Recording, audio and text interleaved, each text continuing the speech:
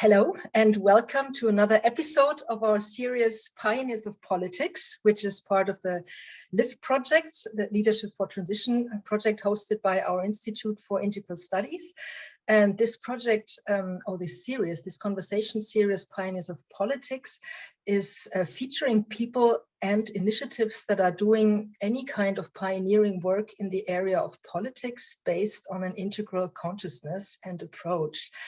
And we were recording this session in June 2022, which is just over 100 days into the Russian invasion of Ukraine, which has defined our politics, all the ups and downs related to it ever since that day on February 24th. And it will be our main focus today, obviously, also because I have two very fascinating guests here who are both originally who used to live in Kiev for 7 years. One of them is Ukrainian and the other one Lithuanian. And they have, both of them, a very solid background, not only in integral theory, but really in applied integral practice. And that's in different areas, mostly to do with high-level professional work. That's including coaching, consulting, also with political and business leaders in the Ukraine and Russia. So again, a very warm welcome, Kateryna, Yasko and Vytautas Buciunas. I'm very honored to have you in our series, and I'm very excited to have this conversation with you both today. Thank you, Elke, for having us. Thank you, it's a pleasure. Okay, so yes, you're calling in from Vilnius, and you have had a very, I don't know if exciting is the right word, trip going away, fleeing from Kiev after this invasion has started, because you happened to, I think you lived across a building that was to do with the Ukrainian security forces, right? So there was not a lot of time to decide or to ponder about whether to leave or not. So, but then this story has been told a couple of times. You have shared it, how you left Kiev. And so I would just like to start this conversation by asking you to check in and sharing a little bit of how you are, what's on your mind, what's in your heart right now, and how are you going through these crazy times? Yeah, it is not an easy moment in life. It's also interesting to observe that there is an interesting and different perception of this question, depending on where is it coming from, what culture, what context is it coming from. Because for Ukrainians, the how are you question very often symbolizes very, very deep true interest in the physical survival, whether you're physically okay, because we all went through certain experiences that brought us to the situation when every morning friends have been checking in how the night went, and how are you means are you alive, literally. So today, thankfully, we are not in the similar context anymore, and we can connect to more kind of emotional and moral, spiritual, and other aspects of our state and well-being. So physically, we are fine. Emotionally, it's very difficult. We know our soul is still there. We would really love to be useful and contribute. And at the same time, we have 6 children for 2, and some of us are staying still with us. And it is not a good moment for children to be in Ukraine now. So it's a strong inner dilemma, and we're dealing with it every day. Mm-hmm.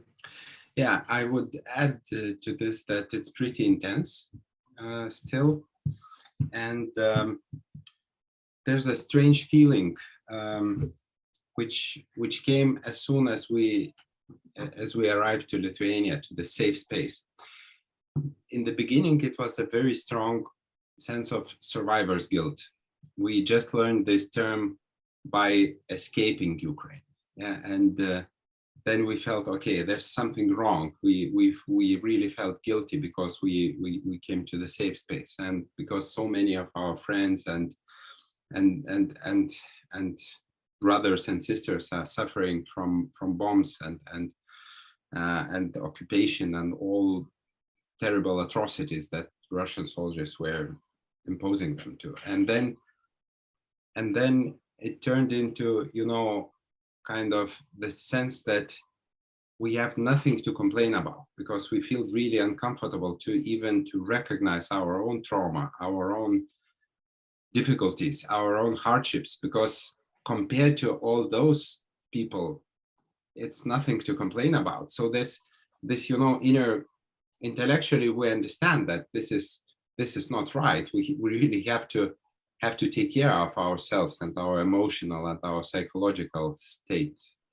But being connected to the Ukrainian context so much, it tells no, we are in a too good position. We need to do more. We need to take care of other people. So there's this constant, you know, hamster wheel and this inner contradiction situation.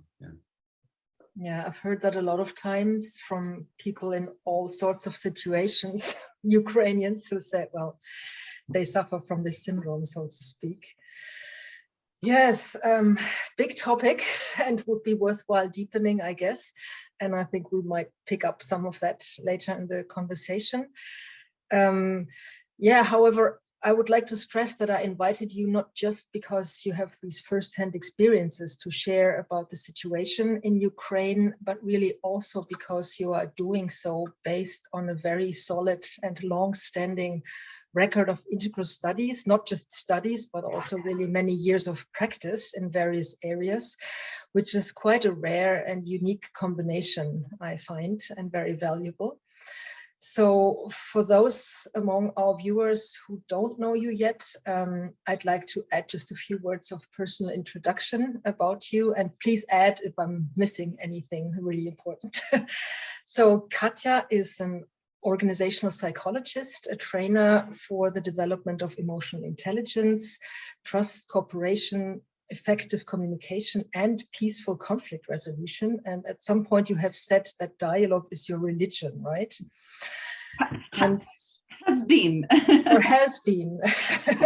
Maybe a bit difficult right now with dialogue, but we'll come back to that. And you have also a very interesting, very integral academic background, combining psychology and politics in a way, with 2 Masters of Science, one in international relations and law, and the second one in psychology, and on top an MBA in business. So I don't know when you did all that, but very well qualified. And you are the head of the Public Association International Institute for Integral Development and the founder of the developmental initiative Empatia Pro. So you have a lot of voluntary work there going on. Not all of it is voluntary, but I mean, you're very engaged in all sorts of areas. And Vytas is a master coach, an integral master coach and organizational consultant who uses the integral approach in his work with teams and companies on the one hand, but also with individuals and leaders. And among them, he told me, have been high-ranking figures such as a deputy minister of the Ukrainian government. So the aim is, of course, to evolve or to help these people evolve towards growth and more effectiveness. And one sentence that you have said in this context is that you consider mature leaders with complex systemic thinking and transformational capabilities as key to society's healthy development. And I would like to add, I was very impressed by the TED talk that you gave in Kiev a while ago. So if any one of the listeners happens to speak Russian, I highly recommend that. So I hope I didn't forget anything important. There would be much more to say about the 2 of you, but I leave it at that and just invite you maybe to tell a little bit about your story that brought you where you are now. or let's say maybe your life before February 24th, so to speak, and especially how did you come to Integral? What role does this play, or did this play in your private and professional lives? Yeah, that's an interesting story. I think I will not surprise many people by saying that we came to Integral through our deep personal inner crisis. Because it usually takes a crisis to really start this inquiry into something more complex, something more holistic, like looking for more holistic ways to approach your life, to look at the meaning. So now, having all these theories and these frameworks and the vocabulary, it's very easy to explain retrospectively what was happening. Back then, it was a complete confusion and disaster. So we met each other, how to put it, being really in our own personal crisis. So kind of two crises met, and like these wheels, I don't know how you call them. Met at a therapeutic seminar or something like that. Actually, it was a leadership program in sustainability. Yeah, it was a beautiful leadership program in Stockholm, Sweden, and we met there, and kind of from both of our hearts, this deep inquiry arose, and Katya by that time already knew something about Integral and about spiral dynamics. She told me, and we started kind of going through this together. So we combined our personal kind of development of our personal relationships and this deeper and broader inquiry. So our relationships kind of became a platform of growth, actually, of vertical development. And it wasn't easy. It was a bumpy road, but yeah, that happened already like 11, 12 years ago. And then we've met lots of people from Integral. We've met Ken Wilber himself at his penthouse in Denver, Colorado. And we've read a lot and studied, and then went through different certification seminars and things. I was in my previous professional life, I was a banker. I spent 20 years in different international financial institutions, usually in managerial roles. I made a pretty impressive career for my age, and I was combining my banking work with all this inquiry, and after some point in life, I understood that this Integral and leadership development, in which I was really interested even before being a manager, but when I put on this all this beautiful theory, and I really became hungry for practice, and I came to the point in my life when I understood that I want to dive into it like full head, and the decision didn't come easy, but it happened more than 5 years ago that I decided to quit. The last bank I worked for was the European Bank for Reconstruction and Development. This was more an international organization than a traditional commercial bank, and it was semi-diplomatic, semi-kind of financial work. Yeah, and it included lots of work with the countries. Yeah, and I spent some time working in Russia, and then last 2.5 years in Kiev, Ukraine. So, long story short, it created this deep need for practice. And 5 years ago, I started my own leadership development practice, built on the Integral approach. I got certified as an Integral Master Coach from Integral Coaching Canada. So this is the probably the only solid coaching school and method which is built fully on the Integral approach. Yeah, and then there were many other courses and trainings and schools, and we've been combining all that into kind of one view. We established a small consulting company in Ukraine called U Integral.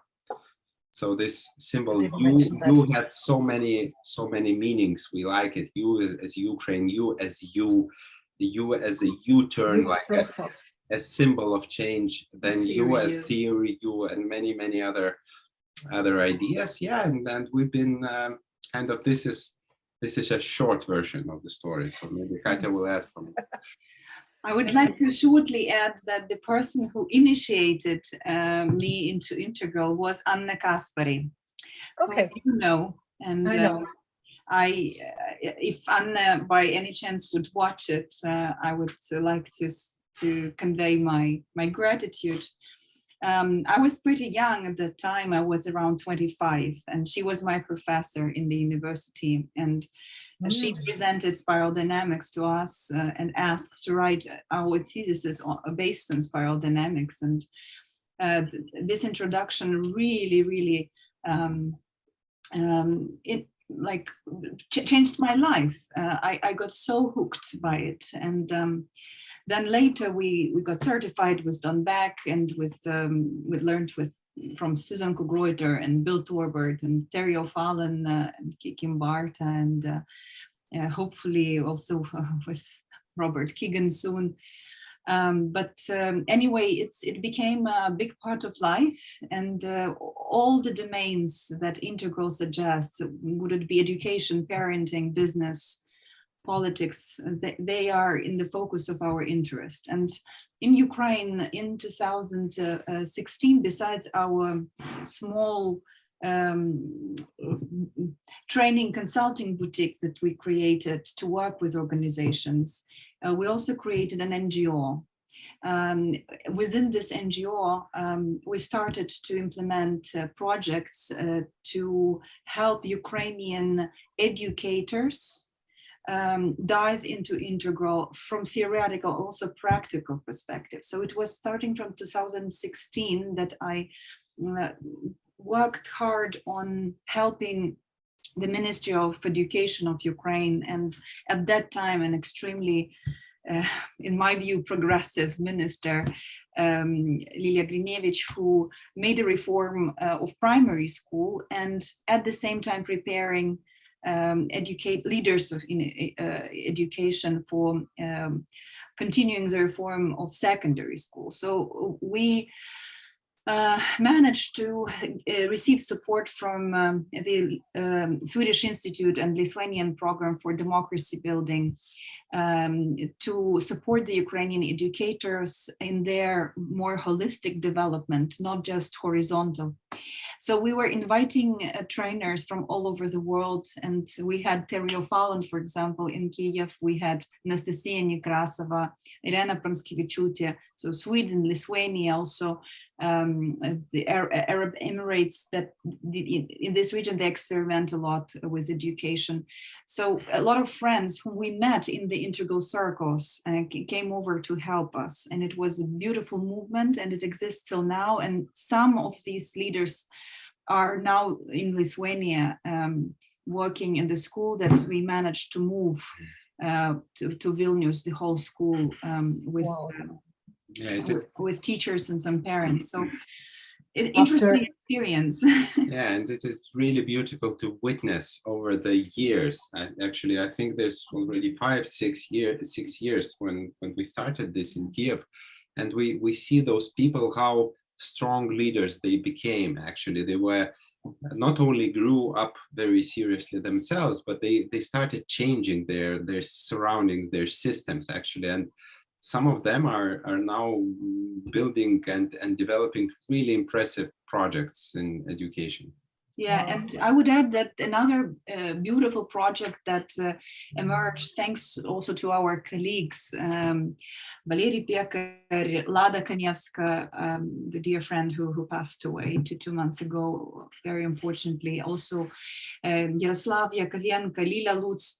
We created a project called the New Thinking School to help build the Ukrainian civic society with help of integral approach and to foster integral thinking, but also packing this long-term program with trainings and lectures in all kinds of thinking. There was creative thinking, reflective thinking, philosophical thinking, systemic thinking, strategic thinking, etc., etc. But integral just united everything. So we were looking at whatever we were studying through the integral lens, through equal. And so far we have about 100 alumni of this program who are well united, active. For example, yesterday after the Integral European Conference 2022, we had a gathering with the alumni of the New Thinking School, sharing our impressions about the IEC, and people are very tuned, very excited, and wanting to continue their path of learning integral. Wow, that is so amazing. I mean, I wish we had 3 hours for this conversation. There's so much to go deeper into. And when I listen to you, really, it feels like once again that Ukraine is not only a country that has opened up tremendously since, well, the end of the Soviet Union, but that in some respect has also, I think I could say, taken the lead when it comes to integral innovations in some sense. I mean, you were the best example of it. And my only, so far, only visit to Kiev was my first visit, and that was attending the first ever Meta-Modern conference. And I had the same feeling there. There's just so much going on. There's a lot of spaces for experimentation, and a lot of people trying out these very innovative approaches in practice. So that was really, really impressive.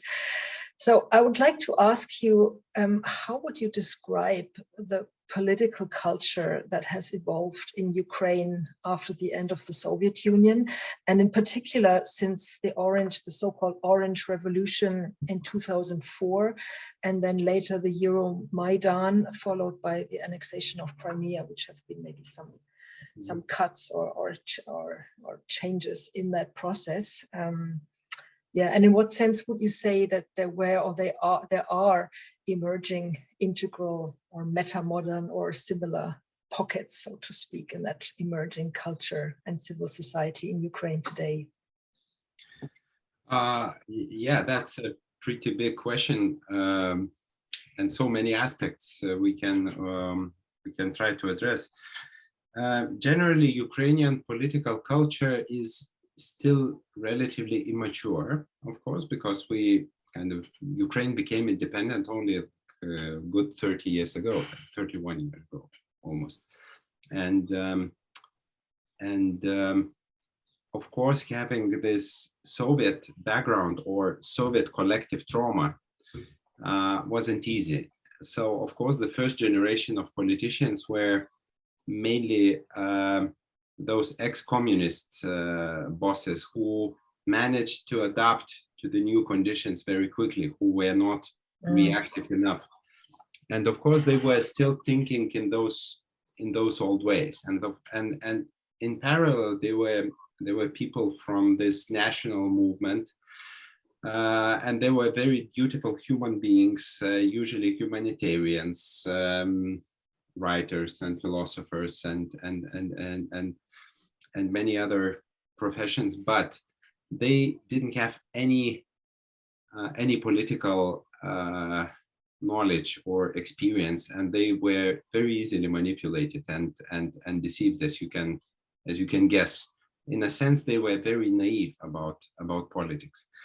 So what's very good about this young Ukrainian democratic history is that it managed to remain democratic. And it's pretty unique in this. If we don't take the Baltic states, which had this democratic traditions, and there was a huge demand for democracy. So in other ex-Soviet republics, if you see, so it's either autocratic or very relatively democratic, or let's say the democracy is very fragile. While in Ukraine, it's pretty stable. And these are very good news, because there were, of course, attempts to make it autocratic, but the very fundamental demand from this bottom-up demand from society is really strong and really conscious about having a free country, basically the very huge demand for freedom. And it's not only freedom. In Ukrainian, it's the word volia. Volia is more than freedom. It contains freedom and will, kind of the connection. So volia is something like to live the freedom to live our lifestyle, to live the way we want, to create our lives, to take care of ourselves.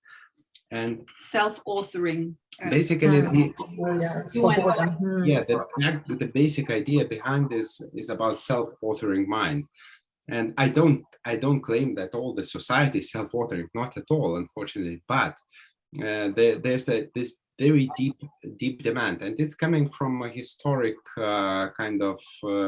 from history, because the society was organized usually in small hierarchical groups, connected between themselves, and it comes from those old Cossack traditions. And this is the way it works. It's still alive. There's lots of energy in that structure of network of small groups.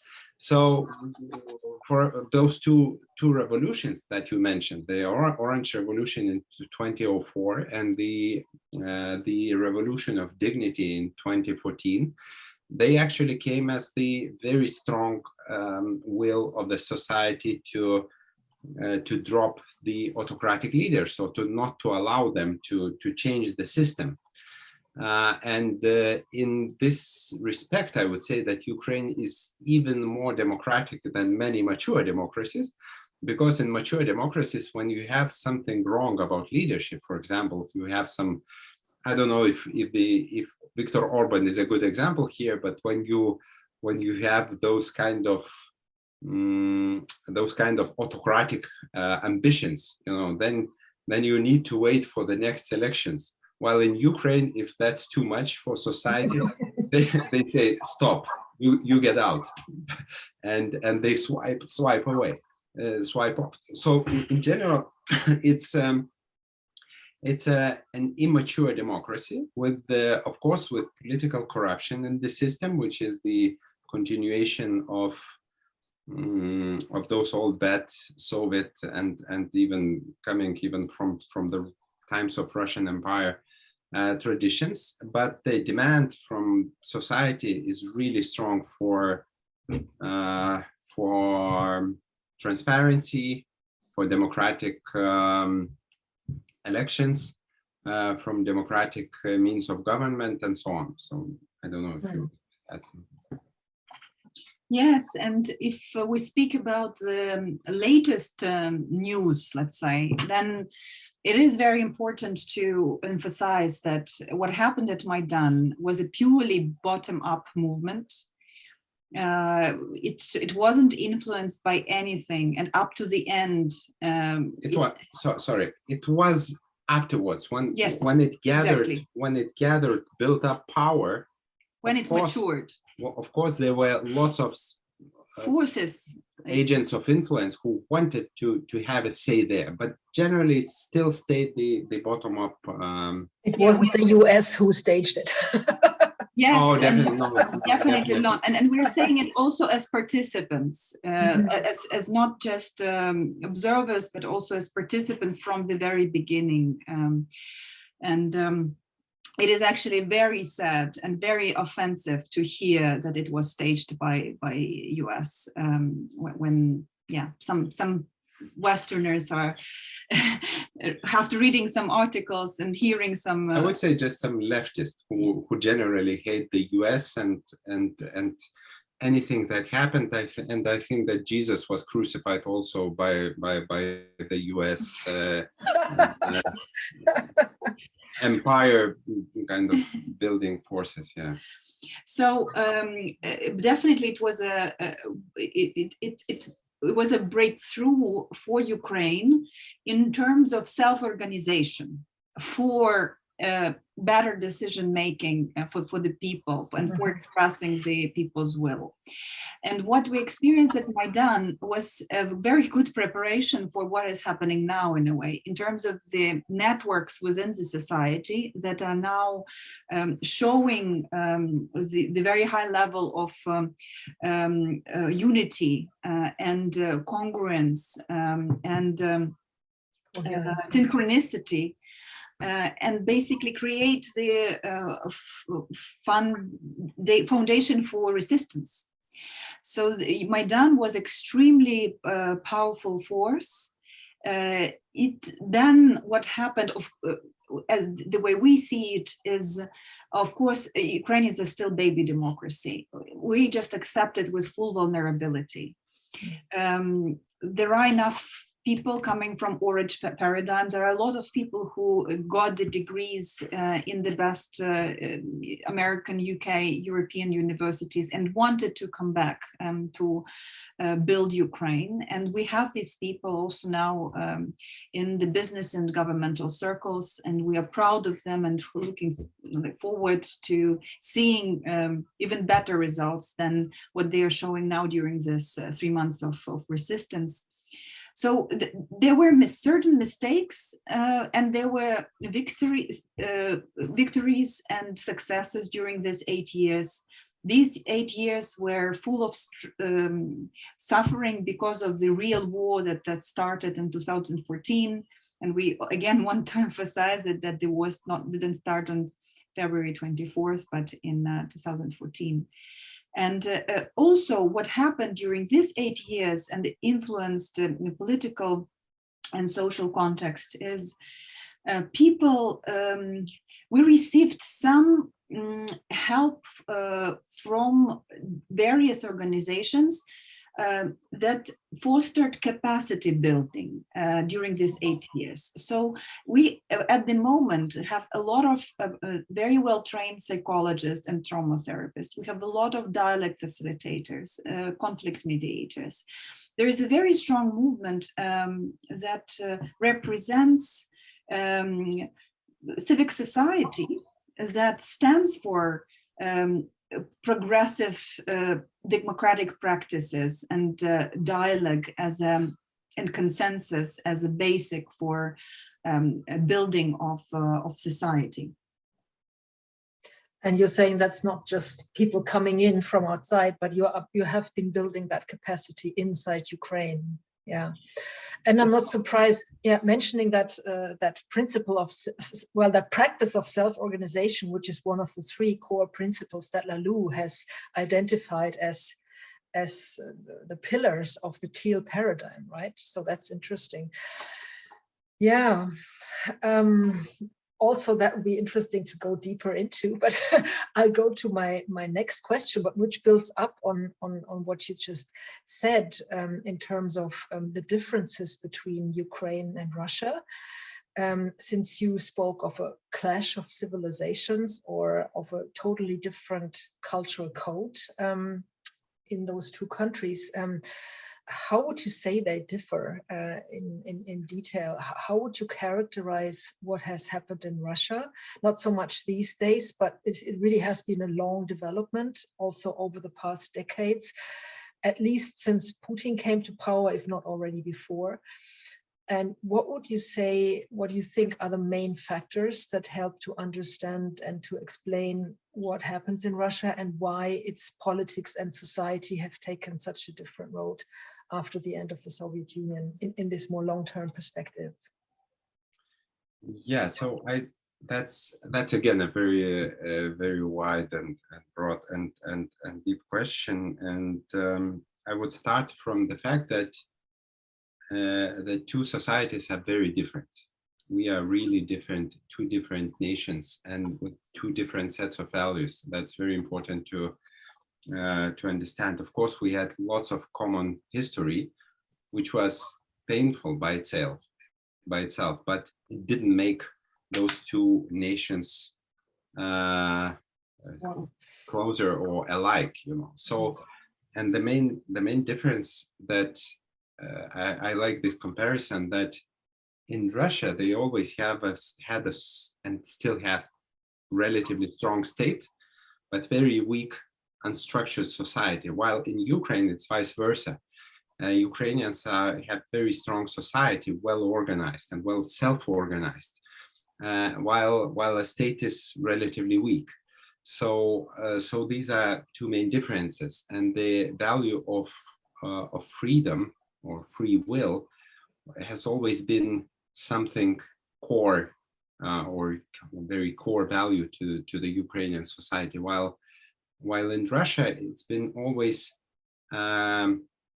at least contradictory. For some people it's still a value, but for very many it's something between, you know, neutral or even negative or toxic. And probably from this point, Katya will go. I would give an example because that is something that we could see very clearly from the news.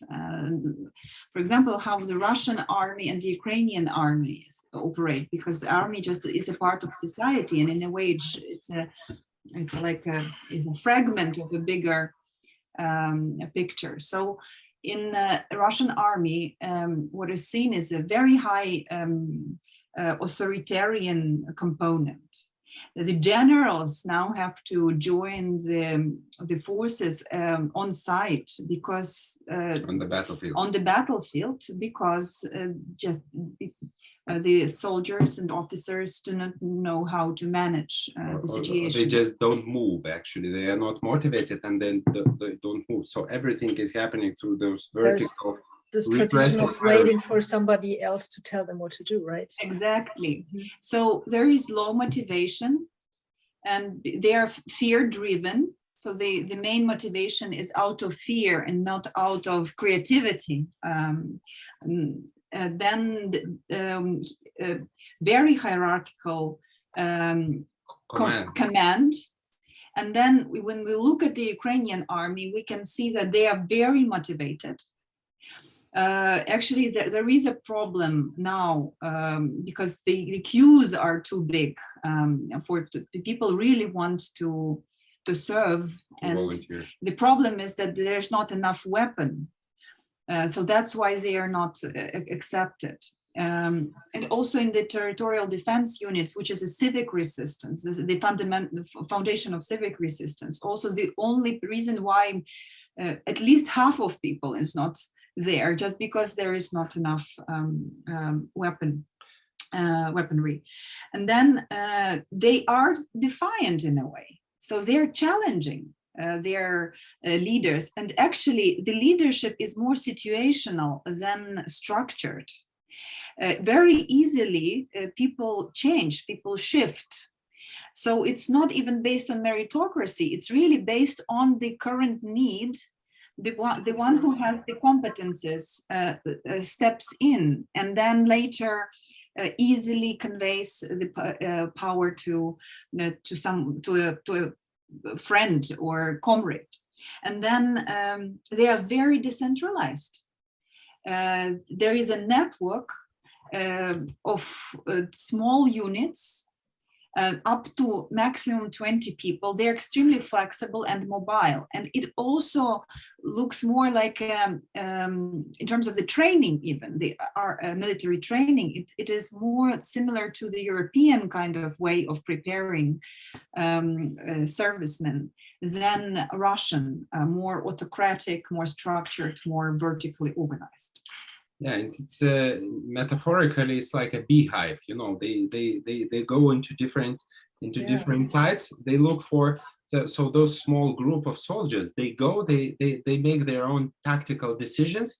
they execute some operation and get back, and they don't need to wait for the order or for the permission to do something or not to do something, kind of. So that's where the effectiveness come from. It's very interesting. It almost sounds like a teal army, if something like that exists at all. Maybe it's not teal yet, but the level of the level of delegation and the level of flexibility and flex flow and self-organization, and that's very teal in a way. There is one more thing that can support this idea, and of course we are very reluctant to call anything teal, but this this human element, it's a very strong commitment at the collective level that Ukrainians, they do not have to be alike. We do not want to be like Russian soldiers and Russian army, and I would say Russian population even.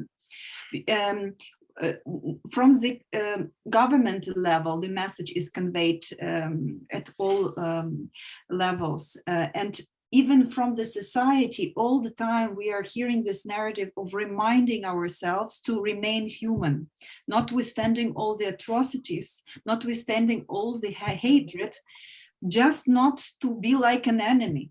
And that's a huge challenge, as you may understand, because there is a lot of emotion coming up. But how to manage your emotion in a constructive way, to just use protective use of force.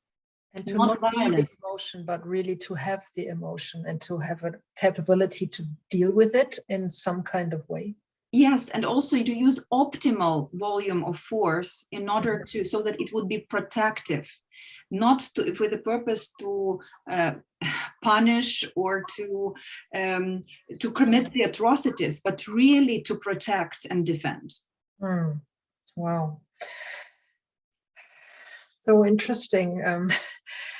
So yeah, let's turn then to the current situation. We're already there. And I wonder whether or how, from your background of as Ukrainian Eastern European integralists, how are you making sense of this whole situation between Russia and Ukraine now? And we'll come to the West later. So how do you think your integral background helps to understand what's actually happening there? And what does it help you to see and to understand that we might not otherwise understand or even see? Yeah, many things, I think. And first, it's, you know, the tension is between the past and the future. So I think there are different reasons for that, and mainly those reasons are coming from Putin's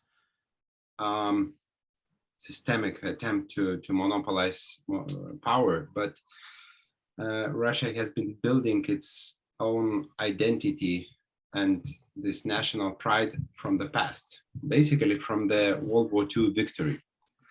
And all those narratives were really centered in that one particular event, and even not, you know, not the Soviet times cosmic or the space modern achievements, or some modern achievements, some scientific achievements. No, that very historical event. At the same time, Ukraine has not been so fixated on that. It has not been so fixated on something particular in the past, and Ukrainians were more always focused on the future, how to build a better life, and that's the main difference from vectors. And if we look at it from integral kind of lenses, for example, from spiral dynamics or the levels lenses, so even if we started from the same starting point, from the same center of gravity, which was basically blue in spiral dynamics, so Russian society was more moving backwards, more into red, because of that very centralized and very high quality in terms of the orange technical solutions propaganda, which is well functioning as a machine, as an orange machine. While may I just shortly clarify, well functioning in terms of form and tools to regress the society into red heroization, red and blue, like blue heroization, but with red, of course, consciousness. Of course, the values were not orange, right? It was just the technology. Exactly. Yeah. The whole machine is very well functioning in terms of orange. What is a well functioning machine which achieves its goals? Mm-hmm. So in these terms, the Russian propaganda machine is well financed and well functioning, unfortunately, and we are not sensitive enough to, and not critical enough about that very fact. So the Ukrainian society was moving from this feudal blue to modern orange, and has been modernizing really impressively. So the whole center of gravity has not moved yet to the orange. Stable orange. Yeah, to some stable orange yet, but it's still the vector is completely different. That's one. And another very important aspect from how to look at this situation from integral perspective is really this, how to put it, the evaluation of what is happening from the levels point of view, the attitude towards war itself, the attitude towards aggression, the attitude towards this unbelievable level of violence and atrocities and everything that has been happening. And what we see in terms of spiral dynamics, it's a complete unhealthy red. Actually, I want you, you don't exist. I want to occupy you. I want to kill you. I want to rape you. I want to annihilate you. I want you to move out. And this is our land, basically. So there's nothing healthy about that. And all those pseudo-historic narratives that Putin has been telling, they're completely groundless. And then the question is, how does the modern and postmodern West or Europe approaches that? And what we see, we have very, very mixed and contradictory views. Of course. Can we stay, before we go to the West, for a moment with Putin and the thesis of blue? Do you think that there, I mean, I don't really like the spiral dynamics framework because it's really broad, but there is this claim that Putin is operating on these blue kind of traditional values, and I'm doubting that. But do you have an opinion on that in terms of, I mean, what's the ratio, or is it just instrumentalizing these values, or how solid is the traditionalist mindset sort of anchored in Russian society there, or what kind of mixture do we see there? So traditionalist narrative is very central in the whole ideology, in the whole propaganda. It's built around, we are the last bastion, the last fortress of traditional values in the world, and it's our kind of mission, whole mission to protect them, because Europe and the West is completely spoiled and rotten in a sense, with all those postmodern and LGBT and everything else, which they really diminish and call, that they call Europe gay Europa, which is instead of Europa. Yes. Yeah, so all those narratives are built around central blue. That doesn't mean Putin himself is at blue. That doesn't mean the engineers or the ideologists of the whole system are at blue. No, they are more developed technically. I think they're at least stable orange. But the way they manipulate, it's really like cynical orange manipulation with the rather immature society? I would add that cognitively, these engineers could be orange, and at the same time, let's remember the lines of development, not just stages. And so the moral, we don't know about the emotional, but the moral line is very low.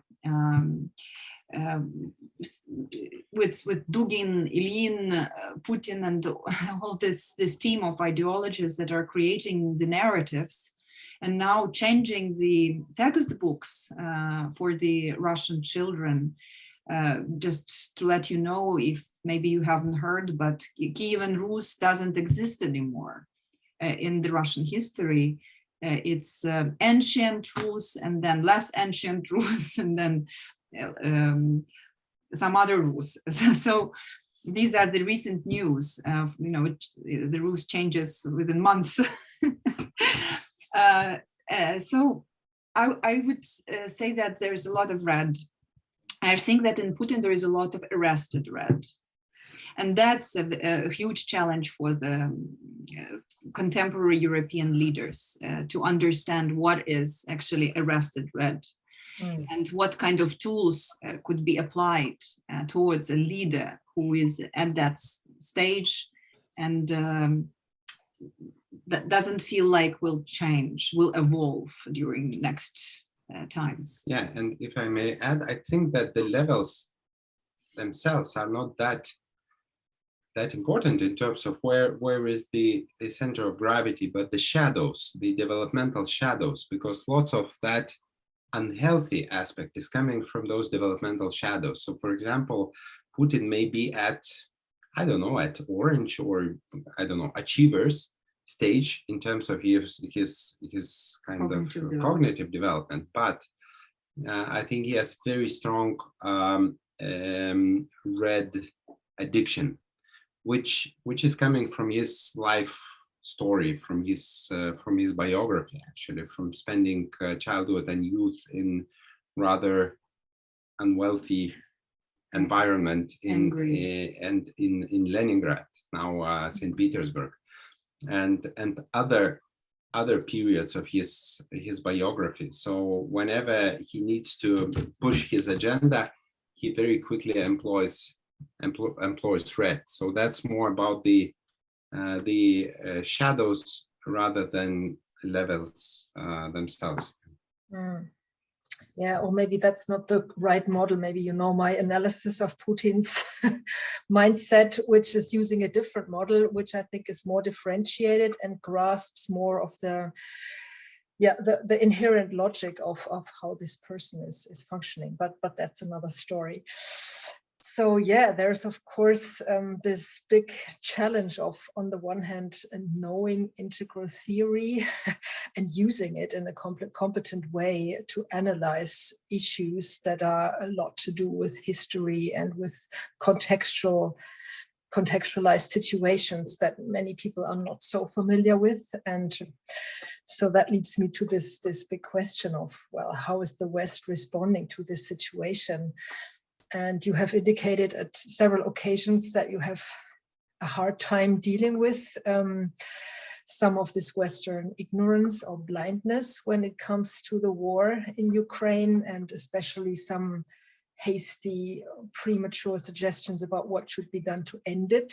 And Katya, you even said after the first few weeks that you felt ill, you lost your voice due to, I don't know if you're sure what it was, but frustration of some kind of disappointment or even rage about this naivety with which some people reacted to these events. So I'd like to ask you, what do you see as the biggest blind spots of people, especially in the West, and including, or maybe especially integralists in the West who use those models without really knowing the context very well? And how could those blind spots be addressed? There are a few blind spots that are quite obvious, sadly, and this is something that we are trying to work on, not just arrogantly call even Western blind spot, but really just to explain, because it's normal. People do not learn it at school, and you really need to have some special interest in order to understand these processes. So the first thing that is really missing is this historical awareness about the struggle between these two nations, which are not brotherly nations. The Slavic background doesn't mean same cultural code in terms of values. And of course, there was a lot of common past, but this common past wasn't the choice for Ukraine.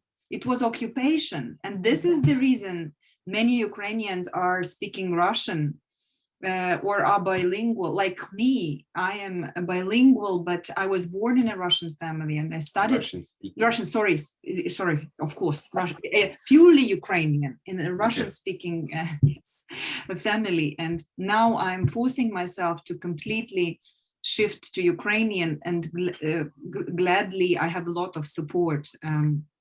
And I'm very thankful to all the friends and colleagues who are helping me out. But in general, it is important that even if you, to understand it, even if you speak Russian, it really doesn't mean that you share Putin's values. Because there are reasons why we came to this point. And also with Eastern Ukraine, unfortunately, most people from the West do not understand the reasons why Eastern Ukraine was more Russian speaking and was so-called more pro-Putin. And we are trying to inform. And by the way, we lived in Russia in 2014 and 15, and we observed that from the windows what was happening. And of course, we're in the two information communication spaces, like reading what is happening in Ukraine and observing what is happening in Russia. And how it is presented in Russia. How is it presented in Russia? So how the propaganda machine was working and could compare. So people usually do not understand that the reason why there are so many Russian speakers in Eastern Ukraine is because the Holodomor killed most part of population. Stalin just physically killed most of Ukrainian-speaking people in 1932-33, and moved from other regions of Russia to Donbass, of Soviet Union, to Donbass, population there. And the same with Crimea. The Crimean Tatars are extremely pro-Ukrainian, but they were deported to Siberia in the 40s. That was a true genocide of Crimean Tatars, and Russians from different regions of Soviet Union were brought to Crimea. And now, when Western intellectuals are saying, like Noam Chomsky, for example, are saying that Crimea should go to Russia, that's the solved issue because they vote for it. They would, that's their will. And that's basically a Russian land, which is completely not true. Which is not true. This is Tatar land. And if you hear what Tatars are saying and their representatives, of course, they're extremely pro-Ukrainian and now also fighting in the army of Ukraine. So these are the main historical blind spots. Then the next big thing is this religion of dialect that I partly shared, only partly, because for the 8 years we see the war and we know, for example, that it is even not good to teach people dialect practices in the Eastern Ukraine, because when you learn dialect practices, nonviolent communication, etc., people kind of relax from inside. It is good when we're born in the peacetime and you're living in a safe space, but in space where you're receiving the missiles attacks from time to time, you have to be mobilized. And a spade, it has to be called a spade. There should be clarity. And sometimes the enemy image is not the worst thing. You should name, even inside yourself, what is happening. And when the person is coming to rape your child and to kill you physically, not calling a spade, that this is an enemy, and the dialogue is not a proper thing for this situation, it's just not timely, then it just ruins, it doesn't help to survive. So I really think that it's very important to remind ourselves that fortunately in the Western world, people do not need to fight for their freedom and dignity, but they shouldn't take it for granted. That's probably the main message I want to convey. Please don't take it for granted. And gas isn't expensive, but freedom is priceless. And it's very important to appreciate.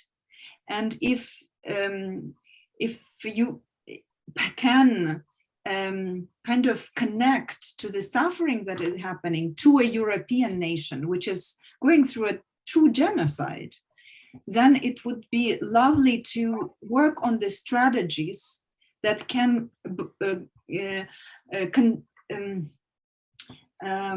contain both love and power, not just love, because in our contemporary world, power is also very necessary, at least for protecting use of force.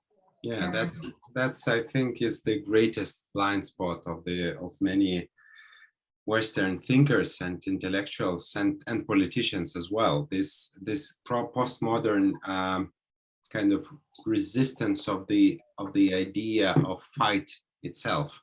Yeah. Like war is bad, of course, war is bad, but stopping at this sense, like only speaking about peace. And inviting Ukraine to diplomacy, inviting Ukraine to whatever dialogue is not enough. Sorry, when the enemy is trying to kill you, when someone breaks into your house, a maniac breaks into your house, and you have good enough reasons to think that he's about to kill you and rape your wife and rape and kill your daughter and everything and burn down your house, literally. So the invitation for dialogue is not something really integral or mature.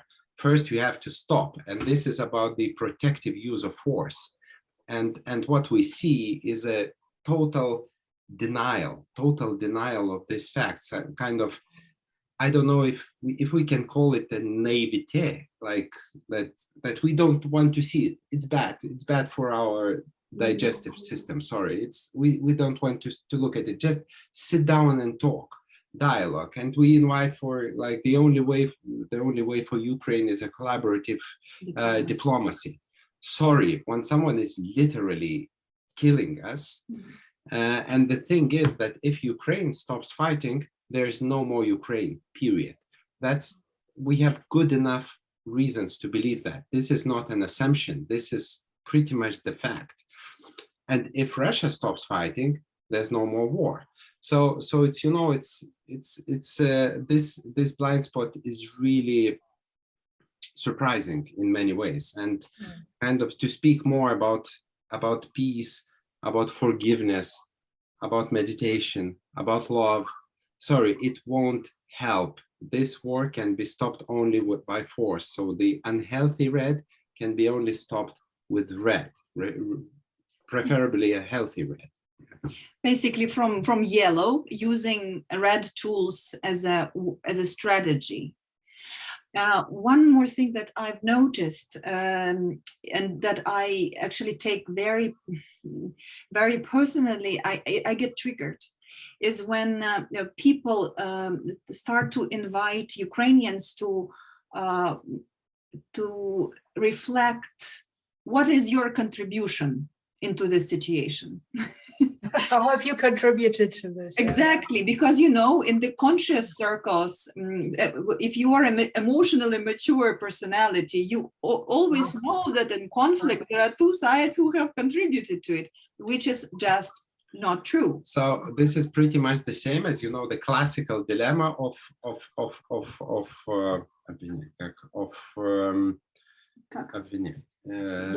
blaming a girl who's been raped. How you were dressed. Did you wear a short skirt, right? Exactly. But in the Ukrainian situation, it's not after you've been raped, but during the raping process itself, to ask those questions. Okay, what do you think? How were you dressed? What was your contribution into that? So that's pretty much it. Yeah. Yeah. Wow, it's a big topic again, and there seems to be part of the challenge seems to be the green, which has which is quite dominant in the West right now, and which has a lot of good intentions, which has brought a lot of good things in general, but however doesn't understand, well, first of all, the local historical context, and has some problems with red. And Valery Pekar once said, well, green is lost in the face of red aggression, right? So one question would be, is it green per se that is the problem? Or is it some kind of unhealthy version of it? Like, would there be a healthy green that would maybe be more aware of, that would not just theorize, about other cultures, but really try to get to know them in depth before acting on them? Or would you say, well, green is just not doing the job anymore, we need something more complex there? Yeah, I would say because that's I think one of the claims that Valery makes. Well, we need a healthy green, which is defined by integrating healthy red, healthy blue, healthy orange, and so on. And I wonder, is that still green, or is it something else? Yeah, it's debatable, because there are integral thinkers who claim that green is not exactly a separate stage, but some kind of a transition stage to the second tier, and which you have to break from, in a sense. But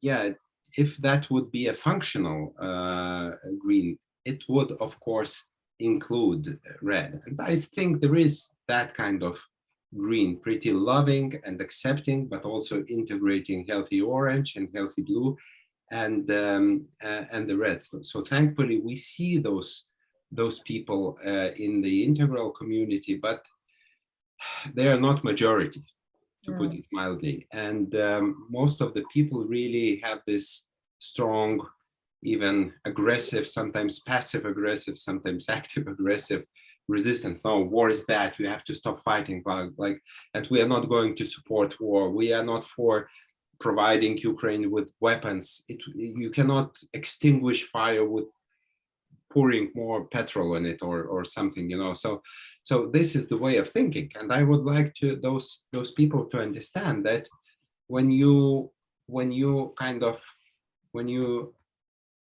how to put it, when you don't when you resist supporting Ukraine with heavy weapons, basically you are telling, okay, we are okay for Russians to kill you. We are okay. We approve that. We approve that. We are okay if you are being killed and raped and your land is being destroyed. So kind of, if those people put this element, then it would be fair. Okay, I'm honest. I'm okay if Russians kill you. But no, they don't want to put it as well. So it's this contradiction, this self-contradiction in a way. Yeah. And also there's an interesting shadow in conversations with Russians, and that's what we hear a lot from our clients, from the organizations that we work, and now we're trying to support them also. Some of our clients are saying, we have family members in Russia, and our family members, some of them are just the victims of propaganda, so people just do not talk. But some of them are saying, I want to hear only how are you. So basically it's addressing from only the upper left quadrant. And not talk politics, right? And I do not care. I mean, I do not want, I quote, to hear anything what is happening in politics, in the army. I'm just curious, how are you? And then these people are addressing us with this during the Q&As, how to respond. And if they know quadrants, then it makes it really easier to understand from which part the question is coming. So, and they start to see that this is a fragmented view, and they really do not want to respond from this fragmented stance. So there are a lot of blind spots and shadows going on in these dialects, and what we are trying to promote is actually honesty. Sometimes just telling things how they are and telling, listen, I do not want to speak only about, I mean, I cannot tell you how I am only from physical perspective. I'm a person, I'm more whole.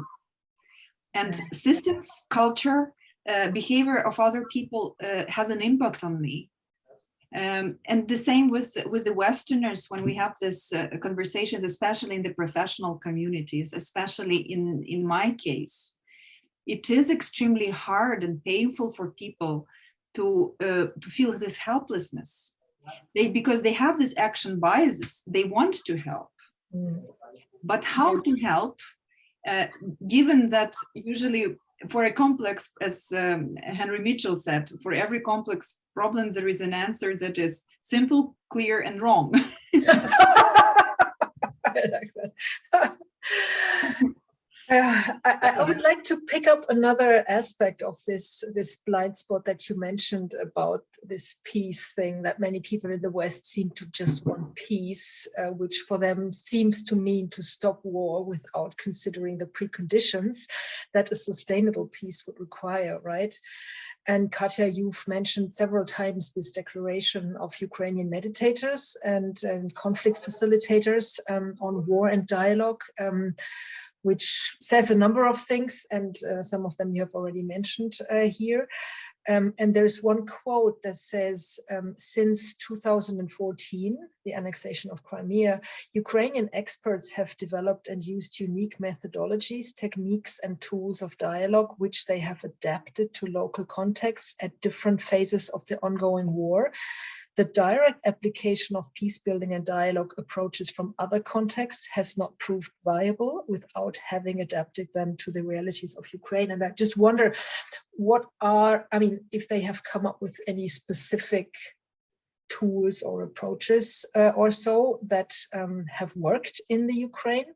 Can you tell something about those, and what do you think needs to be done differently in order for such initiatives to be helpful at all?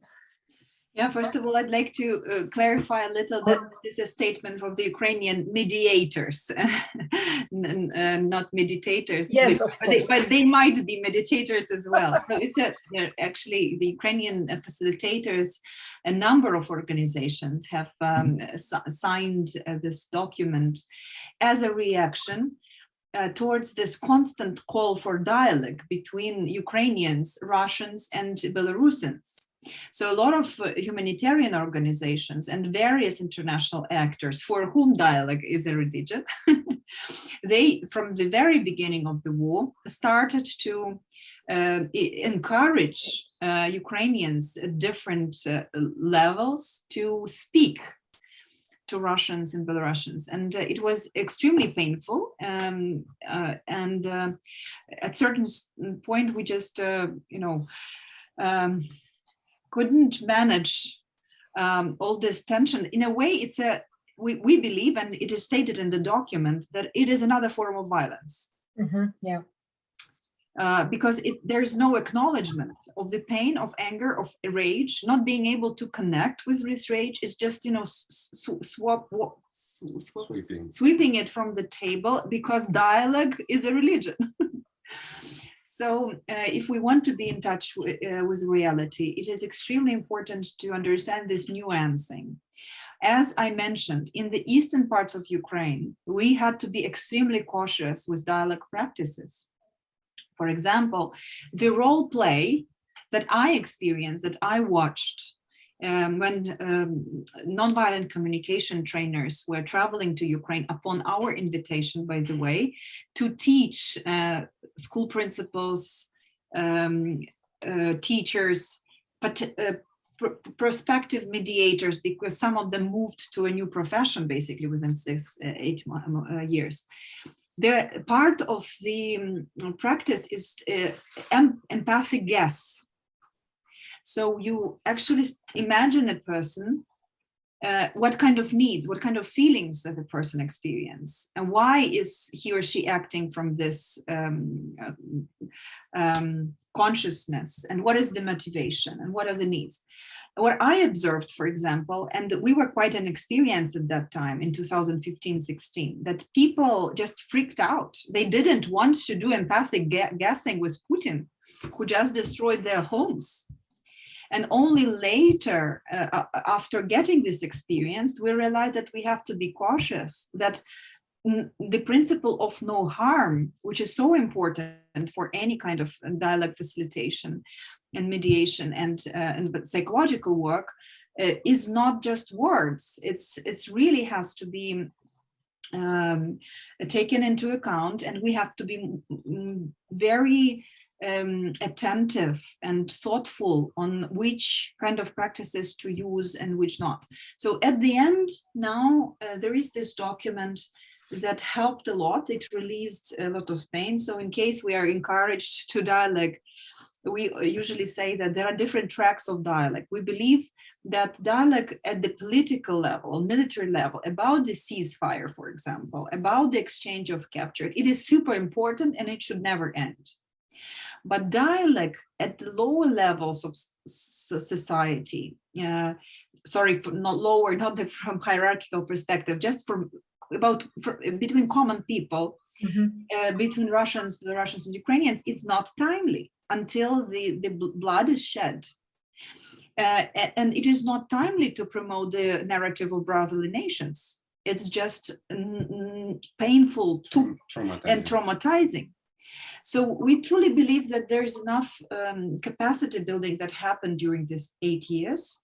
And we really want that to be taken into account. And when the new initiatives will be launched in Ukraine, because of course we will need to deal with trauma, we will need to deal with the consequences of this awful tragedy, then it's important to understand that there are enough competences and professionalism already inside Ukraine in order to adopt these practices to the local context.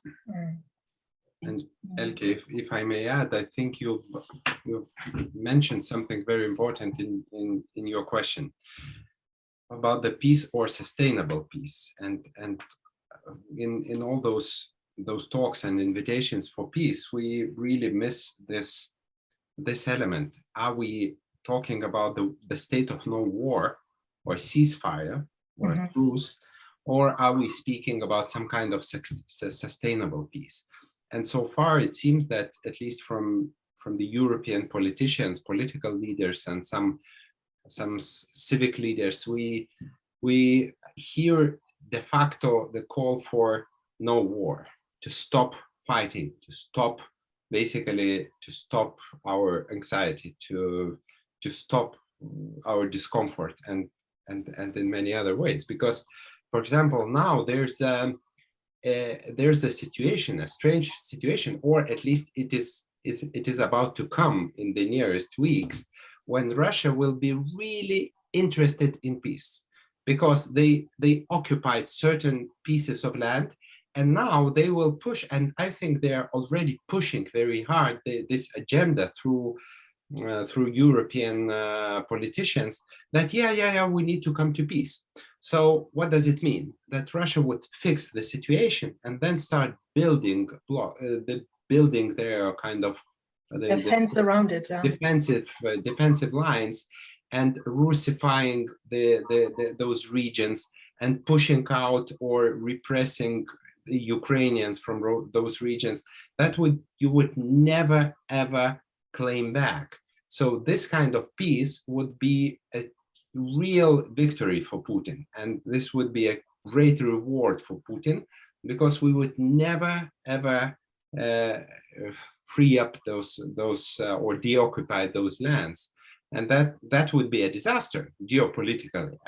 That would be a victory, and all other dictators and authoritarian leaders in the world would say, okay, that's the practice which works. That's what is rewarded, and we should be very careful with this kind of peace, because this peace would lead to another war, not only in Ukraine, but all around. Of course, Putin would use this time to rebuild his army, to rebuild his weaponry, and would come back in 2, 3, 5 years, no matter. We can, that would be a guaranteed scenario.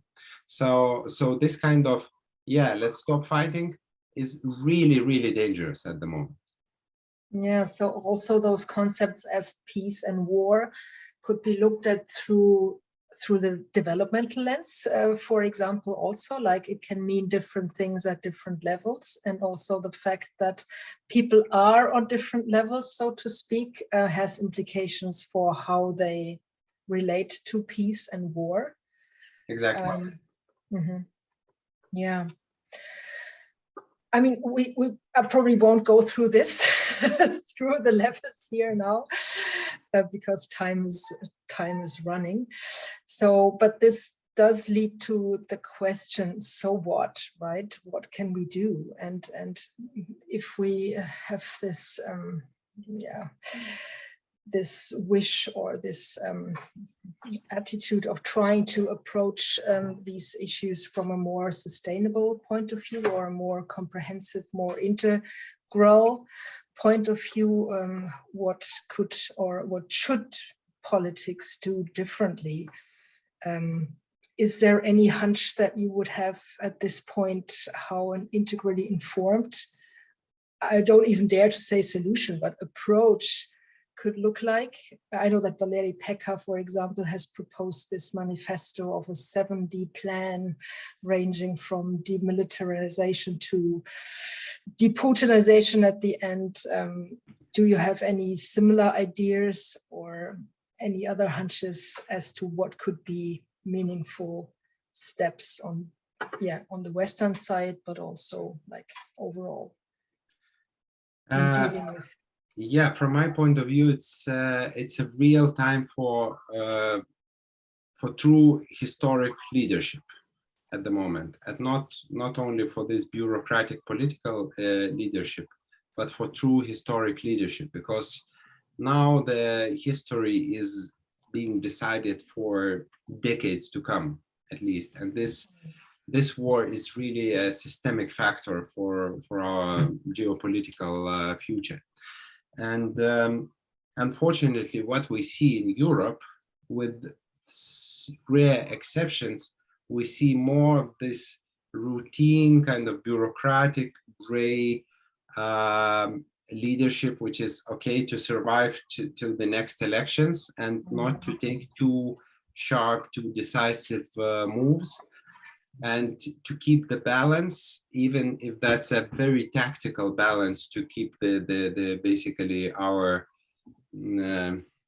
populations relatively happy, and then the next leaders will be elected, and that will become their problem. So unfortunately, what we see, this really it's hard to put this into words, because some of those characteristics can be very, very offensive. But what we see, especially unfortunately in Macron, in Scholz, it's very indecisive leadership and very complying leadership. Still Macron calling Putin, I don't know, almost every day, and what's the sense to call helping him to save his face, right? And that idea of don't humiliate Putin is so stupid. Sorry, that's as integral as I can be. It's just stupid. After what Putin has done, how he has humiliated himself and his nation with this war and with those atrocities, try to kind of not to humiliate him. It's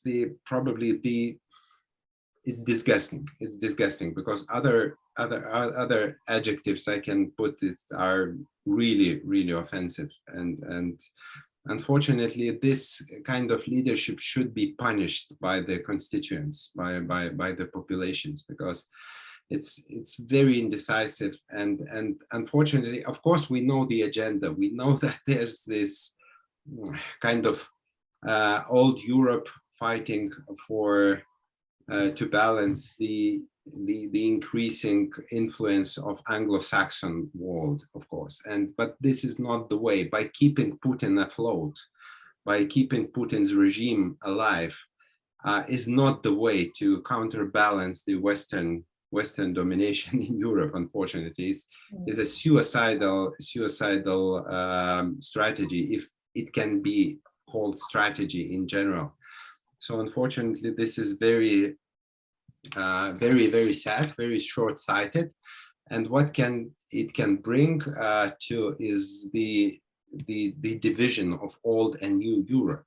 So the old Europe being, the traditionally Germany, France, and Italy, and the new Europe, Poland, Ukraine, the Baltic states, and probably some Nordic countries in a different stance towards Russia, and of course highly supported by the UK and the US.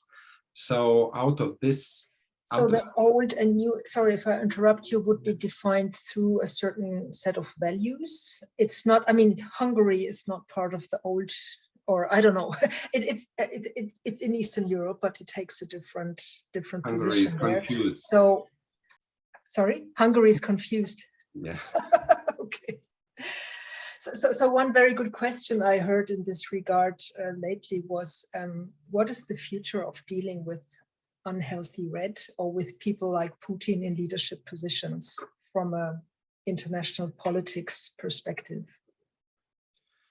Yeah, so I will start in a more bold, as you called for, like a more bold politics. Yeah, so what we see at the moment so far, and we are hopeful that it will continue. So the bold and decisive leadership we see in Boris Johnson, and we've been seeing, of course, in Joe Biden, but with some contradictions, because the political landscape in the States is very, very difficult and complex, of course. And what we expect, that the only sustainable strategy is to come for Putin's regime to disappear, basically, to cease to exist, one way or another. Because if Putin stays in power and his criminal regime stays in power, then we can only count years till the next phase of the war. That's the fact. That's pretty much the fact, because that man and all his regime have already not only implicitly but also explicitly claimed what they think about Ukraine, what they think about the Ukrainian nation, and they showed what they are capable of. So that's not under discussion, and the only way is to really come to the point where Russia cannot threaten any of its neighbors with military power. And of course, there's a regime change in Russia. And frankly speaking, the greatest fear, of course, in the Western world is the disintegration of Russia with all its nuclear weapons and so forth. Yes, this risk does exist, but from our point of view, this risk is it's lower than compared to another scenario, and it is manageable. Of course, it would be another disaster. It would be another extra hyper complex problem to solve, but this would be manageable, I believe, than to remain living and dealing with this terrorist with his finger on the red button, and terrorizing all world like he has been doing for the last 15 years with the nuclear attack. That's the bigger disaster, I think, and the Western leaders should finally realize that. So what I hear you say is, when we think of like a new international political order, I don't know if you can say integral governance, but something new that would try to deal with that in a better way. You're not saying that there is no place for red-ish leaders in that international system, but we should make sure that they are not able to press any red buttons and to harm their neighbors or whoever is. Am I understanding you correctly there? Maybe I would add a little bit. we have to understand that Putin just didn't appear out of nowhere. There were reasons, there were prerequisites for that. And when the person stays at power for 20 plus years, the distortion, the psychological change, all kinds of changes are so predictable.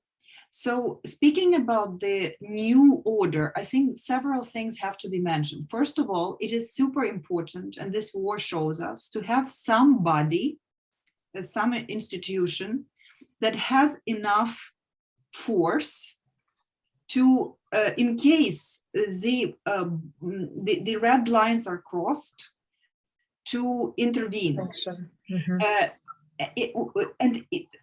Probably it shouldn't be a political organization. It should be just an organization, and it's a huge challenge. I mean, I'm not suggesting anything. So it's a very, very complicated thing, because of course there are too many practices for manipulation, and who it should be and how to create it and of which countries. So that's a separate conversation. But and this is something Zelensky was speaking about during the Security Council in April. There should be some way to stop the aggressor. If the red lines are crossed, there should be consequences, and there should be immediate reaction, military, humanitarian, etc. This is one thing. Second thing is, I believe that countries that have the dictators, or that do not have leaders that are re-elected, or do not have democracy for so long, and they just shouldn't occupy the positions like in the Security Council, like Russia has now. I believe there should be some connection between the order within the country and the overall power that is given, how the country is empowered for the decision making. And I know I'm fantasizing now. However, I think these are the conclusions, these are the lessons that we have to learn, because the war doesn't happen by itself.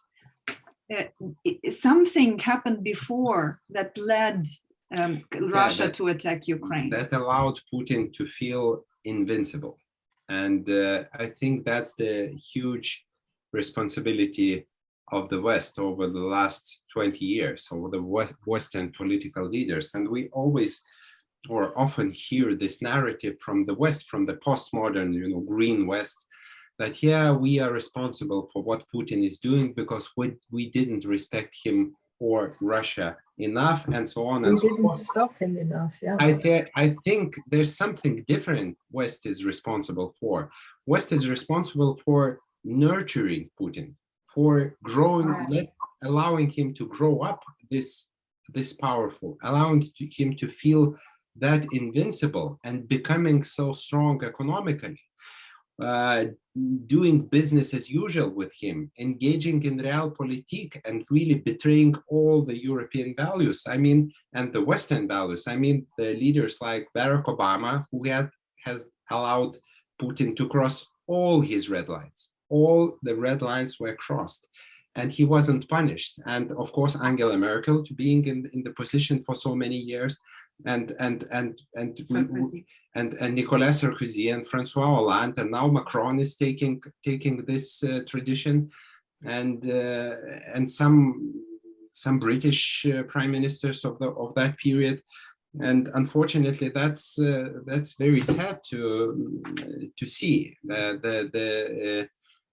In Ukraine, Angela Merkel is called Putin's nanny, who has been nurturing and nourishing him in many ways, and that's very unfortunate. And so now this kind of responsibility should really transition into very decisive historic leadership and stopping him and basically removing him politically.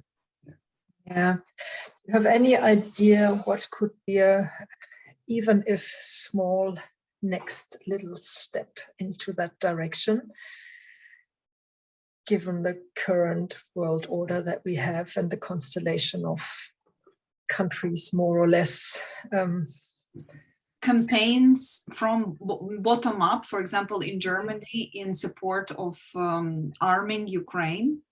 And basically creating pressure for Mr. Scholz and all his government that that it's time to act, not only to speak about all that help, but to really act decisively. And it's very important that the people in the West would understand what Ukraine is fighting for. Mm-hmm. It's not just our land, our freedom and dignity, but it's also the democracy in its nature, because it is a democratic country, but it is a baby democracy. Mm. But we really appreciate this baby democracy. And I believe that Ukraine, in a way, is showing this meta-modern cultural code, because the whole spiral is active now. People, you know, it's online. Yeah, people of all the stages are tuned in into this resistance, and the only thing that we are asking for is to have a possibility for a fair fight. That's all. Yes. So, one more thing that needs to be understood, that if Ukraine fails, that will not make the West's life easier in no respect. Kind of, there is no way the Western world would kind of calm down and say, okay, thankfully it's over. No, Putin would go further. So the next in line are Poland and the Baltic countries, and he would not stop unless stopped. That's something very clear. So the only way to stop it is to support Ukraine. Yeah, it's clear if you look at least in my perspective, if you look through the developmental lens and if you grasp what this logic is all about, right? So I wonder whether one of the next steps could be really a step towards a developmentally informed politics, whatever that means in detail. But I mean, there's one initiative that you already also support about the inner developmental goals. But as far as I see, they're pretty much focusing on upward development. And I would argue that at least when it comes to politics, what is at least as important is what I call downward integration, in the sense of that we will really become aware that this is a spiral, that people are acting on different levels, and some levels are lower. And it's not because, I mean, they are what they are, right? And we have to take that into account. And that would be, I think, a huge shift in how we understand politics and how we are able to respond more adequately to whatever we are presented with.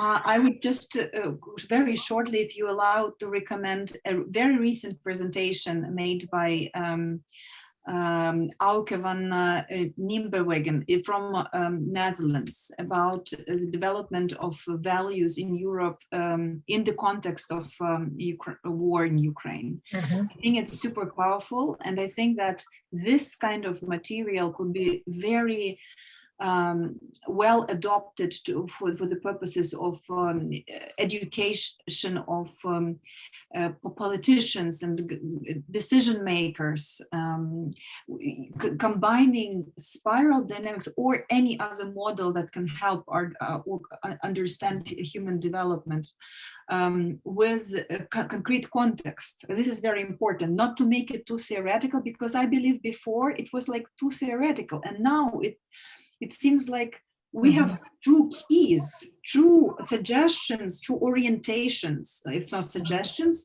on how to act based on the fact that we're dealing with a leader with a red consciousness. From his perspective, everything what he does is good and true, because he is fighting for broadening his spheres of influence. This is just the red truth.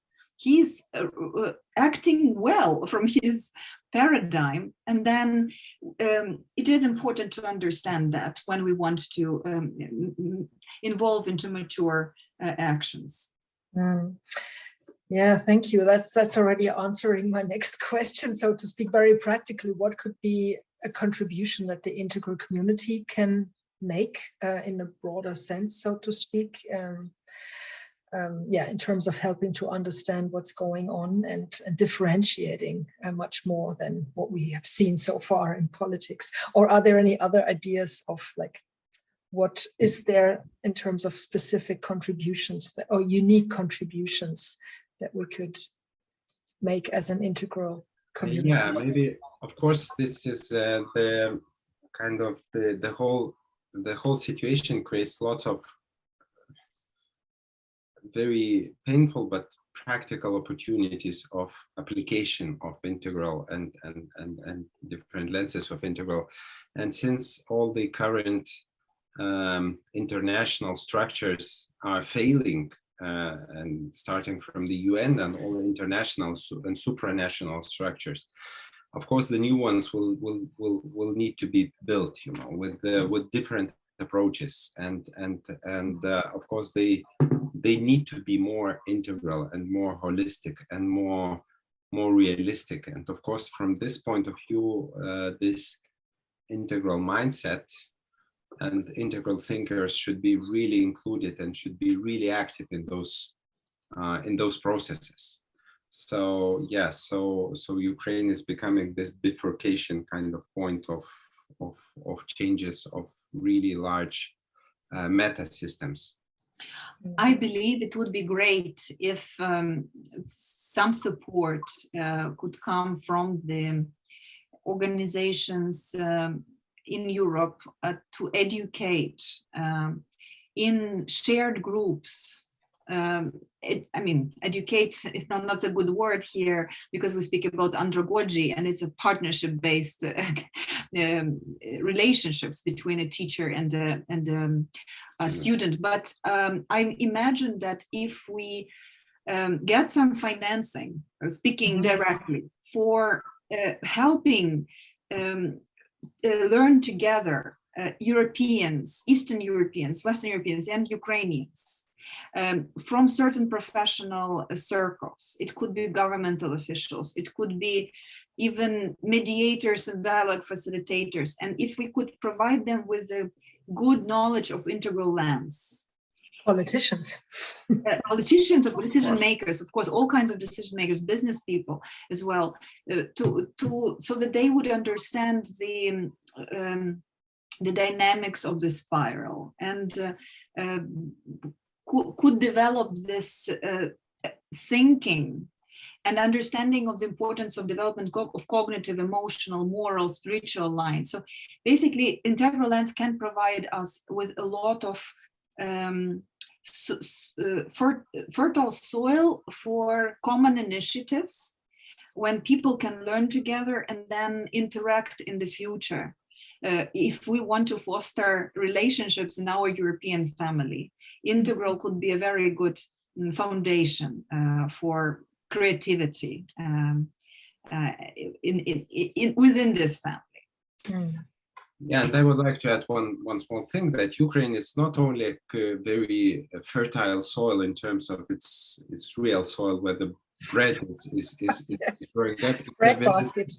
Breadbasket of Europe, yeah, exactly, and not only Europe, but it's a very fertile soil in terms of creativity, because all this, you know, there's lots of creative chaos in the best sense of this word in Ukraine, and that's unique, because all people who want to create, they feel pretty comfortable in Ukraine. And after all this disaster, what is happening, Ukraine will be rebuilding, and there will be lots of opportunities for different kind of creative action, from smaller to kind of to meta level.